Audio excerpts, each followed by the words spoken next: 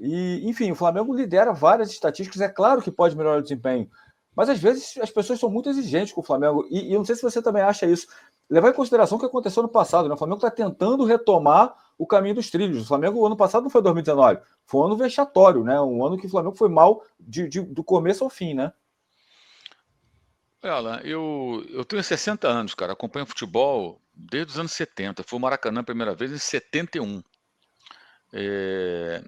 E como sempre quis ser jornalista, eu consumi demais o que nós tínhamos à época, né? E eram meus ídolos, né? Os caras do rádio, especialmente, né? Não tinha essa quantidade de informação, mas a gente ficava ligado, ouvia os programas, reconhecia todos os repórteres, comentaristas, narradores pela voz, tinha curiosidade de saber como é que era a cara do sujeito, que você não via o rosto dele. Você ficava curioso, como é que será a cara do Kleber Leite, como é que será a cara do Jorge Cury, como será a cara do Alcei Camargo, como será a cara do João Saldanha. João Saldanha não, que ele trabalhava na TV Globo também, fazia um comentário, tinha 1 minuto com o João Saldanha e tal. Então você ficava curioso, saber quem eram as pessoas, como eram, ouvia aqueles caras. E como era uma outra época, né, eu lembro que o Rui Porto, ele fazia um programa chamado Ataque e Defesa. Eu assistia todo domingo à noite com meu pai. Ele foi o primeiro cara a falar de tática na imprensa esportiva que eu me lembre.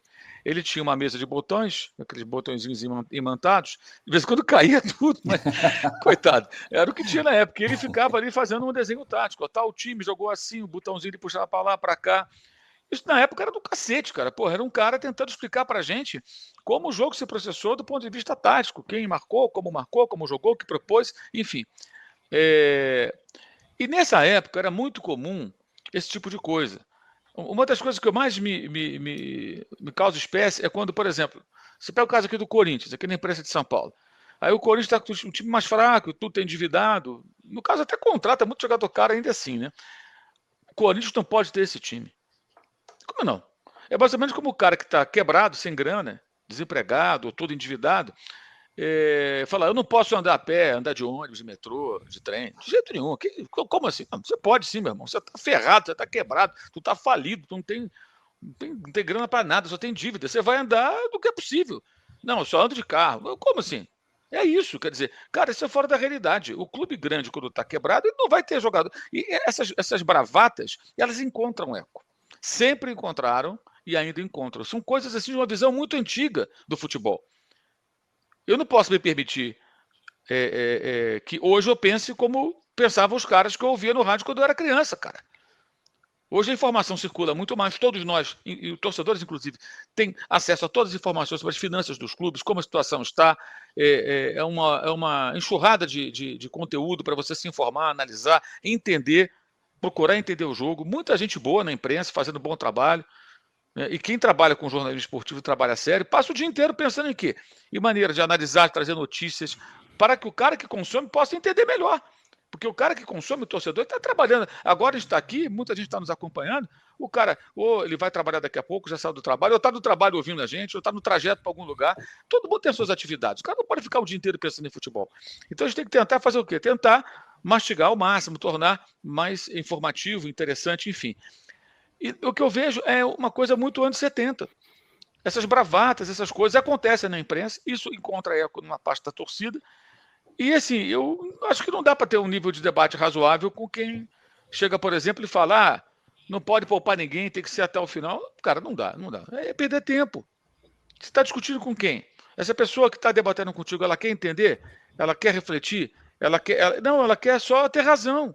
Então vai ter razão aí na outra freguesia. Eu não tenho mais saco para isso, sinceramente. Porque é bobagem. Ontem foi um negócio assim bizarro. Eu fiz uma live lá no meu canal, depois do jogo, e tinha gente dizendo que foi que sufoco, meu amigo. Não viu? Eu deveria ter visto o jogo à tarde. Aquilo foi um sufoco. Eu fiz uma outra live depois do jogo da Champions League e tinha gente desmerecendo o Guardiola. Quer dizer, o cara acha legal dizer que o Guardiola perdeu. Quer dizer, o prazer do cara é ser hater de um cara que faz o time dele jogar futebol.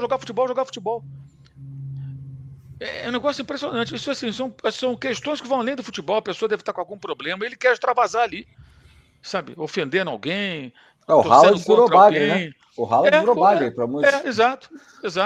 Então, o Haaland não joga nada. tá bom, então não joga nada, beleza. É o brocador com coque samurai. Eu li um negócio desse, tá legal.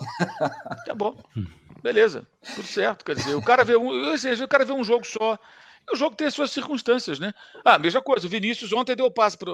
Foi praticamente a assistência dele, né? Não entra na estatística como tal, porque o Rodrigo não fez da primeira e fez no rebote do Ederson. Depois ele deu um passe pro Carvajal, o Carvajal chutou em cima da zaga. Cara, a bola praticamente não foi no ataque do Real Madrid. O Vinícius deu um passe que resultou no gol. Fez uma outra jogada que poderia. Voltou para ajudar. Chegou a se estranhar com o Grealish uma hora lá, achando que o Grealish se jogou, os dois discutiram. O Vinícius não jogou nada. Porque o cara não gosta do Vinícius, cara. Aí não é nem, de repente, por ser racista, não. É porque o cara não gosta do Flamengo, o Vinícius é rubro-negro, começou no Flamengo. Aí o cara. Quer dizer, como é que você discutir com gente assim, gente? Pra que debater? Não, deixa o cara falar, é melhor deixar falar, porque fica um nível muito baixo, cara, da discussão. E ontem foi assim. O Flamengo fez o segundo tempo muito bom, cara. Agora, as trocas, lógico que o time vai cair. O Gerson não dá mais. Cara, o Gerson operou o rim, meu amigo. Voltou a jogar domingo, porra. Culparam o cara pelo lance do gol. Que não tinha nada que tá ali. Ele entrou como meia avançado, ele tava lá na frente. E ele voltou domingo pique. Com antecedência, né? Porque nem era pra voltar. Ele voltou bem antes. Em maio. Ele ia voltar em maio, e voltou em abril, voltou antes. E no final do jogo ele tava dando pique em cima do Rafael para marcar a saída de bola. O Gerson muitas vezes é muito indolente, já foi. A final da Copa do Brasil eu critiquei bastante. Acho que ele teve culpa direta no gol, inclusive, do São Paulo. Tudo começa numa bola que ele não finaliza, que não passa, e depois ele é o cara mais próximo do Nestor. Ele nem diminui o espaço para o cara não ter ângulo para chutar. Fica olhando. Aí o cara fala, eu tô sozinho, vou chutar. Chutou, empatou o jogo, gol do título, porra. Eu já critiquei muitas vezes a postura do Gerson, que eu acho um ótimo jogador. Mas às vezes a postura dele realmente. Mas não é o caso. Esse ano, até ele ter esse problema de saúde, ele estava jogando bem e empenhado. O Pedro, cara, o que o Pedro está fazendo? O São Paulo tinha razão, o São Paulo reclamava disso e outros já reclamaram. O Pedro não podia ser aquele jogador estático. O Pedro tomou a bola do segundo gol.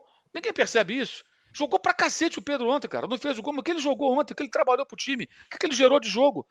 Ele dá um carrinho, recupera a bola, recebe de volta, faz uma grande jogada, o Rafael faz uma defesa difícil, gol do De La Cruz, participou do segundo gol decisivamente. Não fez o gol, mas jogou bem. O Bruno Henrique jogou muito bem. O De La Cruz, a gente não precisa nem falar. O Luiz Araújo fez o gol e entrou bem no jogo, ajuda muito o Varela ali. Então, assim, teve coisas positivas. O Rossi foi muito seguro ontem, né? Um goleiro que de vez em quando, não sei se confia. Cara, ele foi seguro em todas, o Rossi, inclusive com os pés. Quando passou ali, teve que trabalhar com os pés, muito tranquilo. Achei o Rossi bem ontem. Acho que ele ganhou alguns pontos no jogo de ontem. Vamos ver adiante, né? Que é um goleiro sempre, o pessoal desconfia, porque a bola não estava chegando nele, né? Então a gente não sabe muito bem o que ele vai fazer. Então, assim, é difícil dessa maneira, porque você está discutindo o quê, cara? Está discutindo com alguém que só quer ter razão. Não quer analisar, não quer contra-argumentar, só quer ter razão. Então, tá bom, vamos em frente. Seguimos aí. Mas eu acho que foi bom ontem e acho que é uma questão de uma evolução, pouco a pouco, que o Flamengo tem que buscar. E domingo é o Palmeiras. Aí, se domingo perder, nada presta, depende. Pode jogar bem e perder. O adversário é o bicampeão brasileiro. Aliás, ao contrário do que disse o seu treinador ontem, que o Flamengo tem 4, 5 vezes, lá, quantas vezes mais aí de receita, né? O Rodrigo Marques faz um ótimo texto no blog dele, no UOL, hoje, mostrando que a diferença existe de fato. O Flamengo fatura mais e investe mais, mas não é tão grande. Não é nem o dobro, pelo contrário. Né? E aí você tem os jogadores, né? O Everton, preciso explicar quem é o Everton. Gustavo Gomes veio da onde? Né? O Zé Rafael, todo mundo queria o Zé Rafael. O Palmeiras contratou na época, ainda é a época do Alexandre Matos, né? O Aníbal Moreno veio do Racing, agora 7 milhões de dólares. Flaco Lopes, 10 milhões de dólares. Tem o Hendrick, tem o Rafael Veiga. Tem ótimos jogadores no Palmeiras. Cara, tem dois laterais. Quem tem Marcos Rocha e Mike? Né? Qual elenco do Brasil tem esses dois laterais? O Piquerez da seleção do Uruguai. Quer dizer, o Palmeiras tem um ótimo elenco. Tem o Dudu, porra. Que talvez seja o mais bem pago jogador do futebol brasileiro. Se não é mais bem pago, é um dos mais bem pagos. Então, assim, cara, é um time forte. É o bicampeão do Brasil. Vai jogar em casa. Aí, se domingo o Flamengo, por acaso, perder, é o fim do mundo? Não. Pode fazer um bom jogo e perder. Pode acontecer qualquer coisa. Não perde lá desde 2017, no estádio do Palmeiras. Nunca mais perdeu lá. Perdeu 2 jogos desde então. 2017 perdeu lá 2-0, gols do Daverson. Aí perdeu na prorrogação, gol do Daverson lá em Montevidéu. E perdeu aquela Supercopa com aquele gol também, impedimento que, né, pouca gente por aqui fala, mas que aconteceu. Teve um gol irregular ali também. É sempre jogo duro, o Flamengo joga bem lá. O Flamengo joga bem lá no Allianz Parque. E domingo pode acontecer qualquer coisa. Agora tem que entender, um contexto de uma temporada, gente. Pô, de 3 competições. Agora, dia 1º, começa a Copa do Brasil. Dia 1º daqui, o quê? 2 semanas. Menos até.